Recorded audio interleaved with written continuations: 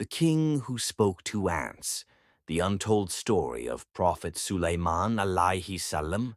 He ruled the skies, commanded the winds, spoke the language of birds, and even ants whispered secrets in his presence. Yet he was no ordinary king. He was a prophet, a servant of Allah.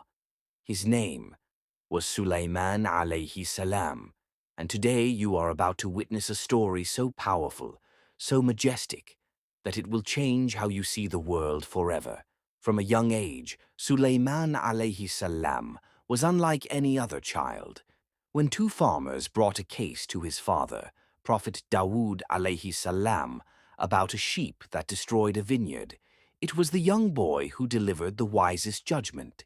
And Allah revealed, "We granted understanding to Sulaiman." It was a sign, a divine preparation for what was to come. Imagine an army marching across the land, horses galloping, banners flying, soldiers chanting. But one tiny creature, the smallest among them all, noticed something the rest did not. An ant in panic shouted to her colony, "O ants, enter your homes, lest Sulaiman and his army crush you unknowingly." Sulaiman alayhi salam, riding above, heard her whisper. Yes, he could hear ants. And what did he do? Did he laugh? Did he boast of his power? Number, he smiled and with humility said, "My Lord, inspire me to be grateful for your favor." The king of the earth bowed, not to his power, but to his creator.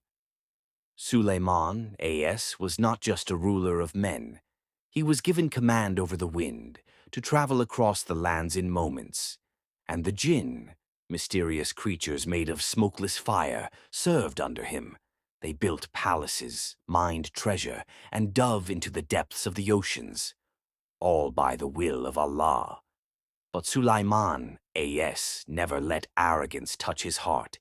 He knew what many kings forget. Power belongs only to Allah. Far away in the land of Sheba ruled a queen, Bilqis, a woman of intelligence, beauty, and might.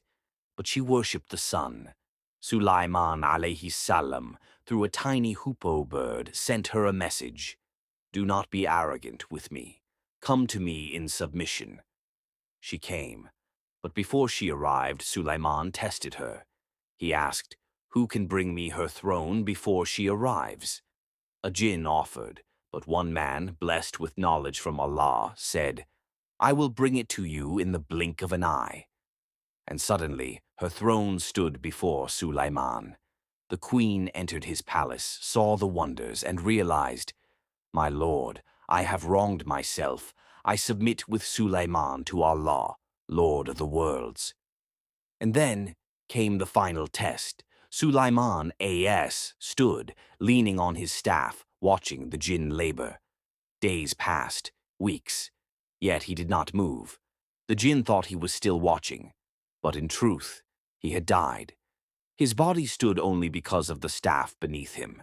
It was only when a creature, a tiny worm, ate through the staff that Sulaiman alayhi salam fell.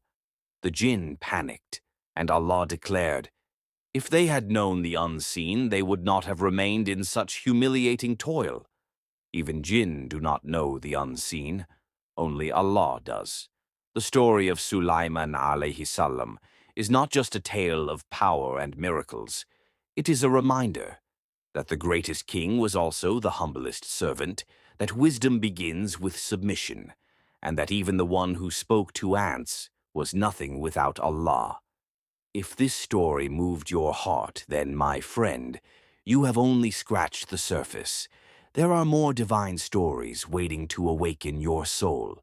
So subscribe now to Deen Tube, like, share with someone you love, and return next week for another tale that will bring you closer to the light of Islamic truth.